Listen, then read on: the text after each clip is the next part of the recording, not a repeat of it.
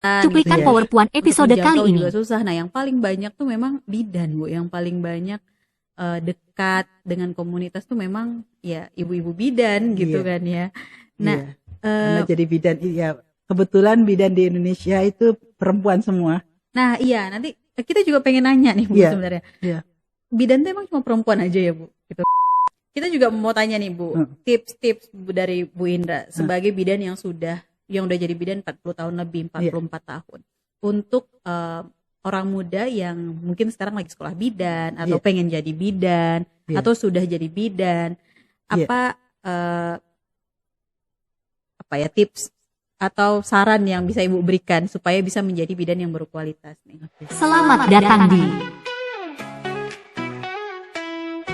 Power Puan.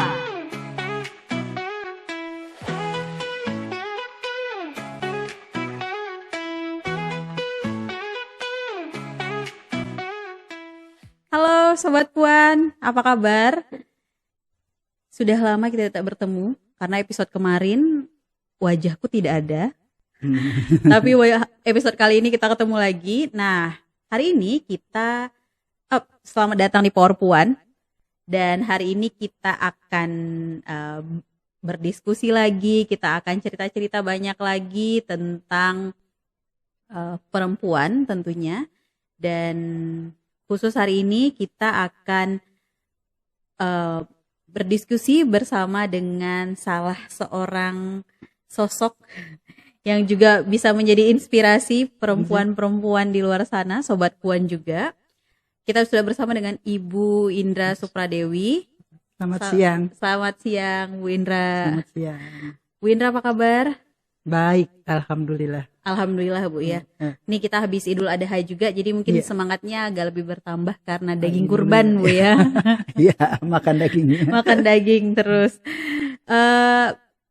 Sobat Puan, Bu Indra adalah seorang bidan dan juga pengurus pusat dari Ikatan Bidan Indonesia. Selamat siang.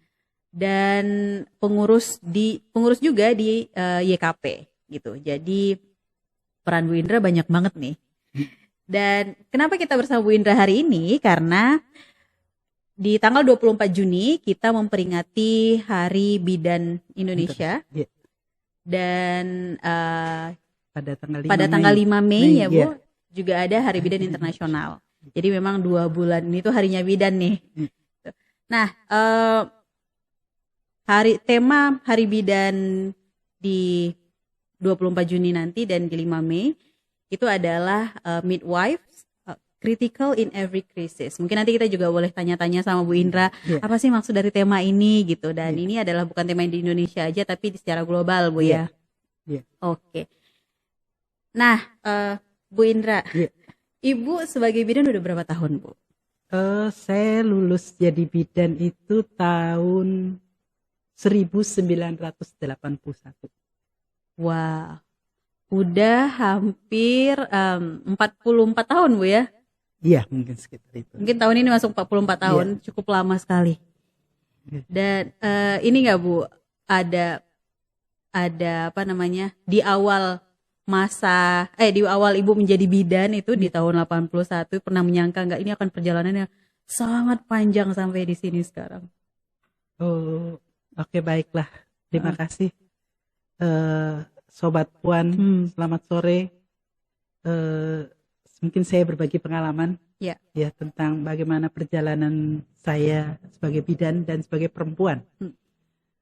Itu saya ingat sekali ketika saya pertama kali menolong persalinan. Menolong persalinan itu saya belum pernah melahirkan dan saya harus menolong persalinan. Itu sesuatu ternyata suatu proses yang luar biasa. Perempuan yang tadinya seorang diri dan dia hamil dan dia harus melahirkan anak. Itu ada suatu peristiwa yang luar biasa. Yang mungkin ibu-ibu atau teman-teman anak perempuan yang pernah melahirkan itu juga ada pengalaman yang luar biasa, yang mungkin tidak bisa diceritakan. Itu suatu hal yang apa namanya, tidak terlupakan Bu ya. Tidak terlupakan dan itu akan diingat momen pertama itu ya. Dan sebagai bidan pun juga ingat seumur hidup.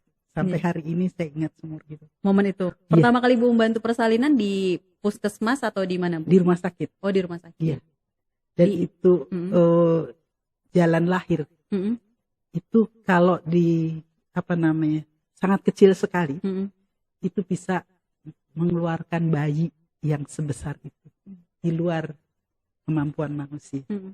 Gitu. Jadi kita bersyukur ya. Iya. Alhamdulillah. Momen itulah yang buat Bu Indra ini mungkin ya Bu bertahan untuk membantu perempuan sampai 40 tahun sekarang ini. Iya. Jadi ya mudah-mudahan. Saya sebenarnya kalau cerita seperti itu saya merinding sih. Karena itu dialami oleh semua perempuan yang melahirkan, dan saya pun sebagai bidan itu ada ini tersendiri, ada ketika kita menolong persalinan juga ada Ketakutan. Enggak ketakutan, ada pertanggungjawaban tersendiri kepada Sang Pencipta, dan apalagi perempuan ketika melahirkan. Jadi ketika saya juga menolong persalinan, saya selalu ajak berdoa kepada semua perempuan, ibu mari kita berdoa, karena ini adalah urusan Sang Pencipta. Jadi mari kita berdoa semoga dilancarkan. Gitu. Itu pengalaman luar biasa sih sebagai perempuan yang mengalami kehamilan, melahirkan, itu akan menjadi satu pengalaman hidup ya Bu ya, yang sangat berharga, dan bidan lah yang paling dekat mendampingi proses itu. Nah, sekarang kita pengen tahu nih Bu, sebenarnya kan kita tahu nih tenaga kesehatan tuh ada banyak, ada dokter, ada perawat, kemudian ada juga bidan. Nah, untuk bidan sendiri itu tupoksinya tuh sebesar apa sih Bu sebenarnya? Kalau soal tupoksi itu memang ada aturannya, tapi secara filosofi, bidan itu ya arti bidan kan wanita bijaksana ya. Itu adalah mendampingi perempuan ketika perempuan itu menjalankan proses dan fungsi reproduksinya supaya bisa berlangsung aman, artinya tidak komplikasi dan tidak meninggal dunia, karena kita tahu hamil dan melahirkan itu proses alamiah dan proses yang menyenangkan sebenarnya. Tapi kenapa kok masih banyak kematian ibu dan bayi? Itu yang jadi masalah. Makanya kita bidan adalah mendampingi perempuan ketika proses dan fungsi reproduksinya agar berlangsung aman, nyaman, dan menyenangkan dan memuaskan. Anak yang dilahirkan dapat bertumbuh dan berkembang dengan sehat. Nah, ini kan generasi penerus. Jadi tadinya seorang perempuan sendiri melahirkan makhluk hidup yang semua ciptaan Tuhan. Perempuan tuh nggak hanya yang didampingi tidak hanya perempuan yang ingin melahirkan dan hamil Bu ya, tapi memang semua perempuan, baik dari dia remaja dan dia menuju proses dewasa itu juga Bu ya. Iya, betul. Karena kita punya pengalaman reproduksi sejak lahir, sejak dalam perut Bu ya. Sejak dalam kandungan kita sudah punya pengalaman reproduksi ya Bu. Iya, betul. Jadi perempuan itu sebenarnya sudah dititipkan sel telur itu sejak kita ada di dalam kandungan ibu kita. Jadi makanya ada proses pematangan reproduksi itu sejalan dengan berjalannya waktu. Itu proses itu berjalan, dan kurang lebih mungkin sekitar 2 juta sel telur yang dititipkan kepada perempuan itu. Kemudian mulai proses begitu lahir, ya itu akan ada proses pematangan dan mungkin tidak ada kemunduran fungsi ya. Nah, makanya kenapa ketika seorang perempuan hamil dan melahirkan itu disarankan di usia 20 sampai 35 tahun. Kenapa? Karena tadi proses pematangan sel telur dan alat-alat reproduksi.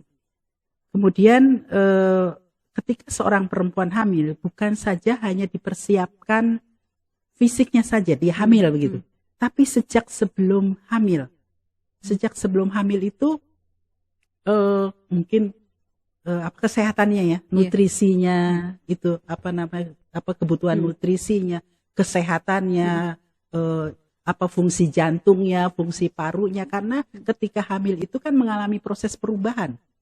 Berpengaruh kepada seluruh organ. organ. Iya. Nah, berpengaruh pada seluruh organ. Tapi kalau perempuan itu belum siap atau mungkin sakit maksudnya, atau gangguan jantung atau gangguan paru, kan tadi proses kehamilannya bisa terganggu.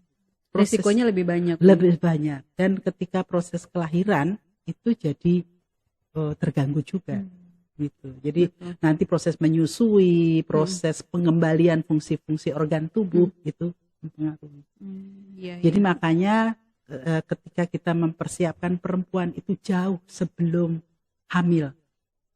Jadi mungkin sejak anak barangkali fungsi reproduksinya sudah harus dimonitor, perkembangan pubertasnya. Kemudian kan pubertas itu dimulai sejak menars. Menars itu menstruasi yang pertama kali.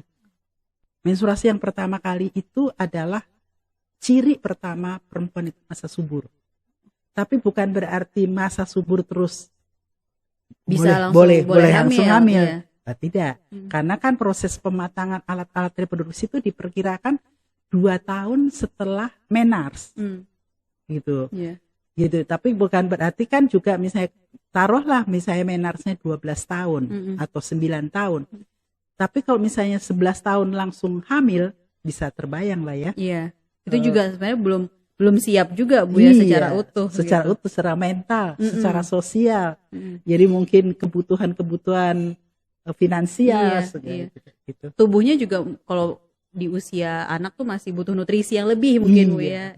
Pertumbuhan dan perkembangannya harus. Jadi disarankan di 20 sampai 35 tahun Bu ya. Tapi tidak menutup kemungkinan juga mungkin yang di atas 35 tahun juga bisa juga boleh mengalami kehamilan Bu ya. Ketika hamil di usia lebih dari 35 tahun maka perlu pengawasan yang ketat. Ya, jadi mungkin dari dokter obstin, mungkin dari dokter penyakit dalam, khawatir ada komplikasi mungkin ada penyakit tertentu kan namanya sudah gangguan hormonal. Ya, jadi kita perlu pengawasan bersama-sama, ada dokter penyakit dalam, ada dokter kandungan, ada nutrisionis dan ada pakar-pakar yang terkait. Iya.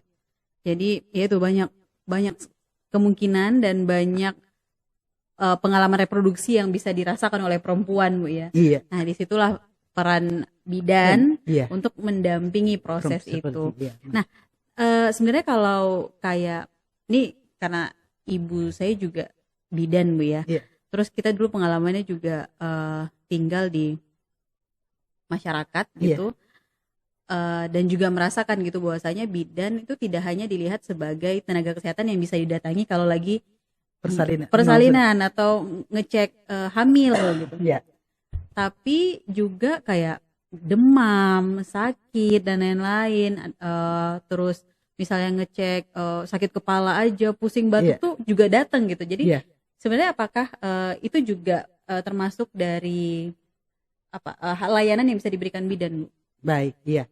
Jadi sebetulnya sih semua tenaga kesehatan seharusnya bisa memberikan pertolongan pertama pada kondisi kedaruratan ataupun kegawat daruratan. Ya kalau misalnya demam, itu kan efeknya bisa kejang. Kemudian diare, efeknya kekurangan cairan. Ya, paling kejang. Nah, paling tidak semua tenaga kesehatan harus bisa memberikan pertolongan pertama sekali sebelum dia sampai ke tempat rujukan. Jadi mendekatkan akses pelayanan supaya tidak terjadi boleh dibilang yang bertambah bertambah buruk. Jadi kita bisa memberikan pertolongan pertama lah paling tidak. Nah mungkin kenapa masyarakat datang ke bidan? Jadi alhamdulillah ya, jadi bidan itu orang yang dipercaya oleh masyarakat. Iya benar, itu benar banget Bu. Iya. Karena tuh kalau mungkin di komunitas juga kita bareng ibu-ibu yang kita dampingi tuh juga kalau ada apa-apa, oh ada bidan nanti yang bisa nemenin misalnya gitu. Kalau misalnya kita lagi ngasih perwakilan champion kita lagi ngasih edukasi dan lain-lain, ada bidan yang nemenin, ada ini ada Bu bidan kok gitu. Jadi cukup sangat bisa menjadi tokoh yang Iya. dibawa gitu. Iya, jadi memang jadi bidan tuh sepertinya harusnya multi talent gitu Iya, ya. iya, heeh. Jadi kan jadi ibu, Mm-mm. jadi bermasyarakat juga kan gitu. Nah, jadi bidan itu kan jadi penggerak peran serta masyarakat juga. Jadi mendekatkan akses pelayanan. Jadi ketika bidan di masyarakat paling tidak tadi bisa memberikan pertolongan pertama pada trauma, ada pada kecelakaan, mungkin ada Iya. pada kondisi gawat darurat. Jadi kita memberikan pertolongan itu. Jadi paling tidak memberikan apa ya? Ada orang tanya, jangan sampai tersesat lah begitu ya. Iya, iya, iya. Jadi kita kasih tahu. Paling tidak kita periksa dulu, kemudian ini perlu pergi ke dokter. Baru kasih ini rujukan kasih gitu Bu ya. rujukan. Kemudian ini bisa diturunkan panasnya dulu, dikasih obat turun panas seperti itu. Kemudian kejang itu kan sangat berbahaya sekali, bisa menimbulkan kematian. Ya paling tidak pertolongan pertama pada kejang, paling tidak misalnya supaya lidahnya tidak tergigit. Kemudian dikasih obat untuk pertolongan pertama pada kejang misalnya gitu. Iya. Jadi emang sangat mungkin bisa datang ke bidan gitu untuk mendapatkan pertolongan pertama dulu gitu Bu ya. Iya. Nah mungkin ini juga menjawab tema Hari Bidan tadi Bu ya. Iya. Critical in every crisis. Nah Iya. itu gimana Bu? Critical in every crisis itu maksudnya gimana? Jadi bidan harus siap siaga pada setiap kondisi. Di mana perempuan berada. Baik di pegunungan, di pedesaan, di mana, dan pada segala situasi, termasuk situasi bencana. Situasi krisis ya Bu? Iya, kan apalagi pada situasi bencana bisa terjadi kelahiran itu di mana saja. Betul. Kan perempuan lagi hamil, lari-lari, Iya. terjadi perdarahan, atau mungkin abortus, atau itu. Kemudian tiba-tiba melahirkan. Iya. Jadi artinya bidan harus siap siaga dalam segala situasi. Jadi artinya bidan juga harus berani ya. Itu juga penting Bu ya. Berani tanggap dan peduli. Punya empati. Iya. Gitu. Jadi kalau jadi bidan sebenarnya panggilan jiwa. Panggilan jiwa. Jadi sudah memilih menjadi bidan, kita harus rela berkorban. Ya banyak sih memang mungkin bidan yang saya diprotes juga rela berkorban nggak digaji. Bukan begitu. Ya kita rela berkorban waktu, mungkin termasuk korban perasaan juga kali ya. Kemudian korban misalnya korban waktu terlambat makan, tidak tidur seperti itu ya. Kemudian termasuk korban tadi artinya kita harus siap sedia untuk memberikan pertolongan, untuk memberi pelayanan iya. Dan ini Bu ya membantu kedaruratan tadi juga ya. Jadi memang kadang-kadang jadi bidan ya perlu digaji, mencari nafkah hidup perlu, tapi tidak sekedar nafkah hidup gaji atau apa. Harus dilakukan dengan hati ya Bu ya. Iya, dengan hati. Iya. Jadi artinya nggak boleh komersial ya. Iya, oke. Nggak boleh komersial gitu. Jadi rezeki itu sudah diatur, percayalah. Tapi memang karena memang yang paling dekat, kayaknya yang paling dekat dengan masyarakat tuh ya bidan Bu ya, dibanding mungkin profesi dokter. Kemudian kalau dokter kan biasanya adanya cuma di kota-kota besar mungkin yang punya klinik gitu Bu, atau kalau di kelurahan nggak ada, adanya di kecamatan gitu. Jadi untuk menjangkau juga susah. Nah yang paling banyak tuh memang bidan Bu, yang paling banyak dekat dengan komunitas tuh memang ya ibu-ibu bidan gitu kan ya.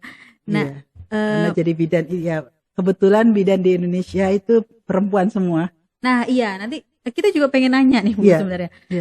Bidan tuh emang cuma perempuan aja ya Bu? Gitu. Kenapa bidan perempuan aja di Indonesia ini Bu? Iya, bidan di Indonesia memang hanya perempuan semua. Ini di luar negeri ada bidan laki-laki, tapi nggak banyak jumlahnya. Mungkin kalau bidan di Indonesia kenapa perempuan semua? Mungkin karena alasan sosial budaya. Karena bidan itu bekerjanya di area alat-alat vital ya. Alat genitalia Bu ya. Privasi yang sangat privasi sekali. Saya pernah tanya nih, kan yang nanya saya nih bapak-bapak dan laki-laki. Kenapa bidan perempuan semua? Iya Pak. Sekarang maaf, kalau bapak punya istri, kemudian didampingi oleh bidan laki-laki di dalam satu kamar berdua, mungkin bidannya harus memeluk, mungkin harus memegang tubuhnya gitu. Bapak rela nggak? Saya tanya begitu, jawabnya nggak rela. Gitu. Jadi sampai hari ini kenapa kita Ikatan Bidan Indonesia masih memilih bahwa bidan hanya perempuan semua? Karena memang kalau di Indonesia ini yaitu tadi karena yang paling dekat adalah bidan dan dianggap tenaga ahli yang cukup bisa menjadi panutan mungkin di masyarakat, jadi tempat curhat ya Bu ya. Terus ya itu apa-apa ke bidan gitu. Sedangkan di masyarakat kita yang masih punya nilai-nilai sendiri itu masih belum menerima kalau misalnya mungkin proses itu terjadi antara perempuan dan laki-laki gitu Bu ya. Iya. Jadi privacy sebetulnya. Jadi kalau ditanya perempuannya sendiri juga sebetulnya lebih nyaman ke bidan. Walaupun kadang-kadang juga ada bidan yang jutek ya. Iya. Ada Bu, benar. Ada yang bidan yang jutek. Nah, mudah-mudahan teman-teman sobat perempuan, teman-teman bidan supaya menjadi pilihan hati masyarakat jangan jutek ya. Iya itu ada juga sih Bu. Saya juga, ada ya, tapi nggak banyak kan? Nggak banyak ya. Ya mungkin karena udah capek mungkin Bu ya, udah capek banyak pasien dan lain-lain gitu-gitu. Iya. Tapi makanya dulu saya ketika jadi bidan itu ada tes itu loh, apa namanya, ditanya seberapa jauh kita mampu mengendalikan diri secara emosi, kematangan emosi kita. Jadi itu ada tesnya. Karena ya cukup capek juga Bu ya pelayanan ini ya. Ketemu berbagai macam pasien, orang dan lain-lain. Jadi bidan itu begitu mata terbuka, itu harus tetap senyum. Apapun. Betul Bu. Lagi kalau kan nih saya karena pengalaman sebagai anak bidan Bu ya. Jadi tuh di rumah tuh karena kita di pustu, terus di satu kelurahan itu pustunya cuma satu. Dan kita ada di belakang pasar dulu rumahnya. Jadi yang datang itu banyaknya ya masyarakat situ yang memang profesinya berdagang, yang pulang kerja baru malam, dan yang punya waktu cuma ketika baru mau berangkat kerja, baru mau buka lapak itu subuh-subuh. Jadi yang berobat itu pagi, siang, sore, malam sampai subuh Bu. Jadi kayak nggak ada waktu ini ya, mungkin itu tadi termasuk Bu Indra sampaikan harus berkorban juga waktu gitu. Karena mau gimana pun mereka juga di kondisi darurat gitu kan. Jadi mungkin mereka udah batuk berapa hari, sempat berobatnya cuma jam 10 malam, ya jam 10 malam lah mereka datang. Betul. Gitu kan Bu. Jadi kayak ya memang harus senyum terus gitu. Capek gitu ya. Jadi memang ya kapanpun harus senyum, siaga Bu ya. Siaga dan tidak boleh salah. Itu tidak sih. Boleh salah. Apalagi yang dikasih obat Bu ya. Iya. Jadi makanya harus apa ya? Mungkin apa ya? Sigap. Teliti dan juga Bu ya. Teliti. Cerdas juga ya. Oh iya. Nggak boleh salah. Nah kalau bidannya salah tindakan, bisa kebayangkan ya. Benar. Nah itu bahaya sekali. Kemudian kalau bidannya itu langsung viral kayaknya ya. Iya. Kalau sekarang sih iya Bu ya, ramai. Cuma mungkin ya itu tadi karena kita tahu perannya banyak mungkin banyak di masyarakat kayak semuanya apa-apa bisa ke ibu bidan, bisa ke ibu bidan gitu. Nah, tadi kita udah dengar lingkup kerjanya ternyata banyak dan kalau ditanya tempat kerjanya di mana ya di mana aja akan menjadi tempat kerja Bu ya. Betul, iya. Benar. Di komunitas, di fasilitas kesehatan, di rumah sakit, di puskesmas dan di mana perempuan itu berada. Iya. Nah, ya kalau Bu Indra sendiri dulu itu waktu awal-awal apa alasan Ibu memilih untuk jadi bidan?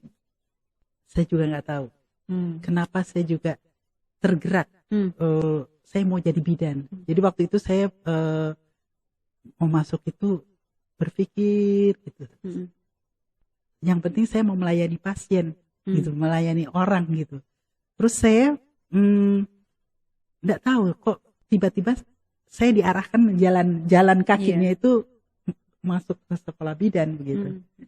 Nah, begitu saya masuk juga nggak tahu pekerjaan bidan ini apa. Kemudian saya belum searching apa. Kemudian saya terus belajar apa sih yang dipelajari di sekolah bidan ini. Ternyata banyak sekali. Ternyata tentang soal perempuan, soal bagaimana perempuan melahirkan, bagaimana mengasuh anak, bagaimana perempuan di rumah tangga gitu. Jadi, nah itulah. Saya juga nggak tahu. Jadi memang ya yang jelas sih saya ingin lebih spesifik gitu ya. Lebih fokus bagaimana saya melayani perempuan, tentang bagaimana perempuan ini bereproduksi. Kenapa ya kok terjadi kematian ibu? Oh iya. Banyak sampai hari ini kan kematian ibu masih cukup. Masih. Mungkin satu atau setiap ini masih banyak ya. Terjadi dilaporkan masih ada terjadi kematian. Kalau berdasarkan angka BPS sih Bu 189 per 100.000. Iya. Cuma kita nggak tahu itu datanya data real atau belum semua Bu ya. Iya. Tapi ya itu masih cukup tinggi sih. Cukup tinggi. Dan lagi apalagi ada laporan-laporan ketika pasien datang ke rumah sakit yang dirujuk atau tidak dirujuk itu meninggal. Iya. Kan pasien jadi berpikir kalau gitu nggak usah ke rumah sakit. Takut kan? Nah itu. Jadi sebetulnya mungkin ke rumah sakit itu karena terlambat ya. Terlambat sejak dari awal, terlambat mendeteksi dini adanya kelainan. Harusnya kalau sudah dideteksi dini dari awal, kan kita sudah bisa memberikan penanganan. Iya. Jadi sampai di rumah sakit nggak terlambat. Jadi sampai di rumah sakit akhirnya terlambat, sudah dikasih pertolongan, akhirnya meninggal dunia. Jadi kadang-kadang terjadi stigma di masyarakat. Pasien kalau sudah dibawa ke rumah sakit meninggal dia. Meninggal. Pasien sudah dibawa ke rumah sakit pasti dioperasi. Nah itu stigma. Jadi kita ingin juga memperjuangkan apa ya? Ya sebetulnya kan hamil dan melahirkan ini adalah proses alamiah. Bisa diusahakan sealamiah mungkin dengan catatan kalau tidak ada komplikasi. Benar. Ya, jadi misalnya ini lilitan tali pusat jadi harus dioperasi. Oh enggak juga. Iya. Dan itu kan ya tali pusat itu kan panjang. Jadi ya melilit biasa. Nah, makanya bidan harus terampil untuk nolong itu. Jadi tidak semua juga lilitan tali pusat kemudian harus dioperasi. Iya. Dan itu harus dipelajari kan Bu. Iya. Nah mungkin itu juga yang buat Ibu kayaknya nih perlu jadi bidan deh untuk tahu ini gitu. Iya, jadi itu yang mendorong saya. Kayaknya saya lebih cocok deh jadi bidan. Jadi mungkin panggilan jiwa saya. Panggilan hati Bu ya. Panggilan hati saya. Kayaknya saya lebih ini ke jadi bidan. Jadi ternyata rupanya ketika saya sudah jadi bidan, ibu saya pernah bilang, suatu saat mungkin anak saya ada yang jadi bidan. Jadi mungkin saya dulu juga ditolong oleh bidan yang sangat baik dan sabar, kata ibu saya. Oke, jadi ternyata yang jadi bidan ibu. Iya, benar. Karena emang banyak yang jadi inspirasi kok bidan-bidan yang ramah, yang membantu persalinan dengan menyenangkan itu bisa jadi kayak orang-orang tua tuh, ibu-ibu tuh pengen punya anak kayak bidan, bidan ini gitu-gitu Bu ya. Jadi modalnya bidan itu sabar. Sabar. Nah, kita juga mau tanya nih Bu, tips-tips dari Bu Indra sebagai bidan yang udah jadi bidan 40 tahun lebih, 44 tahun. Untuk orang muda yang mungkin sekarang lagi sekolah bidan atau pengen jadi bidan atau sudah jadi bidan, apa ya tips atau saran yang bisa Ibu berikan supaya bisa menjadi bidan yang berkualitas nih? Intinya satu, jadi bidan ini harus sabar. Dan setiap orang ketika hamil dan melahirkan ini adalah unik. Jadi nggak bisa disamain satu dengan yang lain. Jadi kita harus juga menerima perbedaan ya.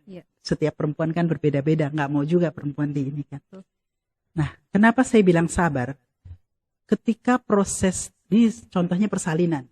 Ketika proses persalinan mulai dari mules yang pertama kali, mules teratur, sampai pembukaan lengkap, itu memerlukan waktu kira-kira 14 sampai 16 jam. Jadi ya, itu kan dengan his. Ada his itu ada menyebabkan nyeri lah sedikit. Nah, itu kalau perempuan itu tidak terdampingi dengan baik, itu kan jadi perempuannya panik, takut melahirkan. Nah, kita juga bagaimana kita dampingin ya, supaya rasa nyeri persalinan tadi menjadi kenikmatan, menjadi kebahagiaan. Jadi kita mesti ajarkan bagaimana perempuan ini melalui proses persalinan ini menyenangkan tadi. Jadi bagaimana rasa nyeri his itu menjadi suatu kenikmatan, kebahagiaan tersendiri. Dan nanti pasti ada waktunya ketika bayi lahir itu nikmat sekali dan bahagia sekali. Dan itu saya rasakan. Saya bersalin itu nggak pakai ngeden. Ya. Gitu. Karena ini Bu ya, dinikmati prosesnya itu ya. Dan itu juga bisa terjadi ya karena didampingi dan perempuan sendiri siap. Siap untuk melahirkan. Gitu. Kemudian ketika jadi proses kelahiran bayi, proses kelahiran bayi itu bisa dibayangkan alat jalan lahir itu kan kecil ya, mungkin jari aja nggak bisa masuk. Tapi begitu melahirkan itu kuasa Tuhan. Iya, sebesar itu bisa keluar Bu bisa ya, keluar. Nah itulah makanya saya bilang saya perlu berdoa dan kita harus sabar. Kita tidak boleh intervensi. Itu semua proses alamiah. Bayi lahir, sudah ada mekanismenya, plasenta lahir. Dan itu ketika perempuan itu habis melahirkan, itu bisa mengatakan, Alhamdulillah. Itu kebahagiaan tersendiri untuk perempuan. Dan ketika perempuan habis bayi dan plasenta lahir, itu kadang-kadang ada jiwanya itu kaget, yang tadinya tidak ada bayi di dalam perutnya kemudian sekarang udah keluar. Nah itu juga ada seperti perubahan mental ya, perubahan mental. Nah itu kan kalau tidak dipersiapkan kaget. Iya benar. Iya, jadi makanya menjadi bidan tuh harus tenang, sabar, tenang, empati, menerima. Itu tips paling penting Bu ya. Iya.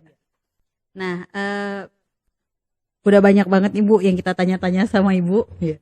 Tapi memang mungkin yang bisa kita highlight adalah betapa besarnya peran bidan di kehidupan perempuan. Iya. Dan juga di kehidupan masyarakat ya Bu ya. Iya.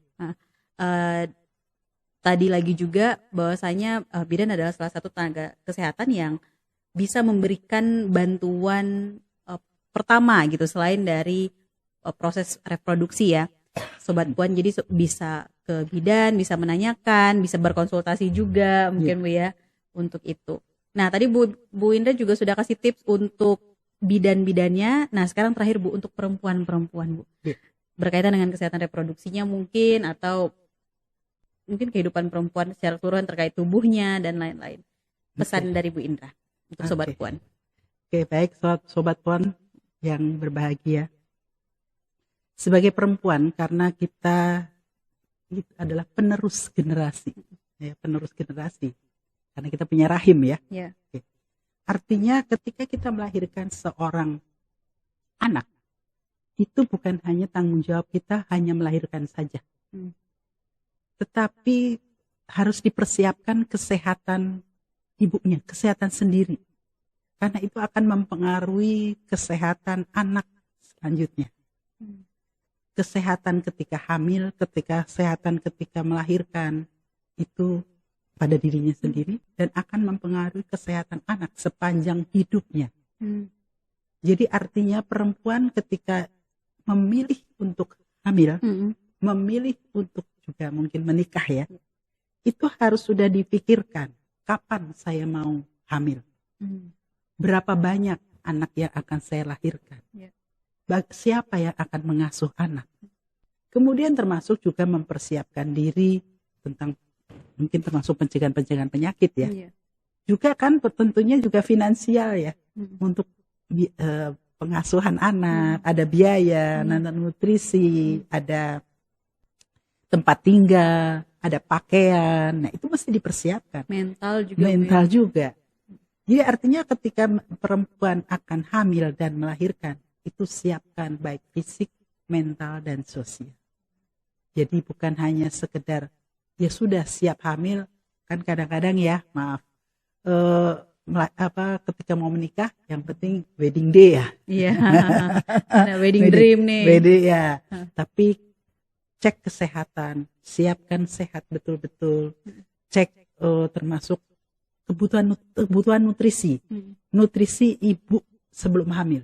Karena perkembangan otak anak ini akan dipengaruhi 3 bulan pertama itu. Jadi kan itu ngambil dari nutrisi ibunya. Iya. Bayangkan kalau ibunya tidak cukup nutrisi, kekurangan energi kalori. Nah, itu kan akhirnya kan kesehatan anak bisa terganggu. Bisa kekurangan energi kalori, kemudian mungkin barangkali malah bisa stunting. Jadi sekali lagi ibu-ibu, teman-teman perempuan semuanya ketika memilih untuk hamil, persiapkan baik fisik, mental, dan sosial. Oke, terima kasih Bu Indra untuk pesannya. Dan Sobat Puan, jika Sobat Puan punya pertanyaan lebih lanjut atau mau sharing juga pengalaman, mungkin ada yang bidan juga, mungkin Sobat Puan kita Bu boleh berbagi pengalaman terkait dengan pengalaman sebagai bidannya atau terkait dengan momen ulang tahun Hari Bidan ini, teman-teman boleh share. Kemudian juga boleh request juga, mungkin kita akan diskusi apa dengan Bu Indra. Nah, boleh banget, silahkan nanti tinggalkan di kolom komen gitu ya, Sobat Puan. Nah, Bu Indra, sekali lagi terima kasih untuk diskusi kita yang panjang ini. Semoga bermanfaat. Jelas Bu, jelas bermanfaat karena kita jadi tahu sebenarnya ya bidan tuh apa aja yang dilakukannya, peran besar apa saja. Dan ya semoga teman-teman bisa yang mungkin dekat dengan bidan, kemudian sering berinteraksi dengan bidan, di Hari Bidan Nasional nanti bisa datang ke bidan dan mengucapkan terima kasih untuk apa yang sudah dilakukan ibu-ibu bidan yang ada di sekitar kita. Terima kasih Bu Indra sekali lagi. Selamat Hari Bidan. Terima kasih banyak. Iya, sampai ketemu lagi nanti kita di episode berikutnya, mungkin diskusi tentang hal lain lagi ya Bu ya. Terima kasih Sobat Puan dan sampai jumpa di episode berikutnya.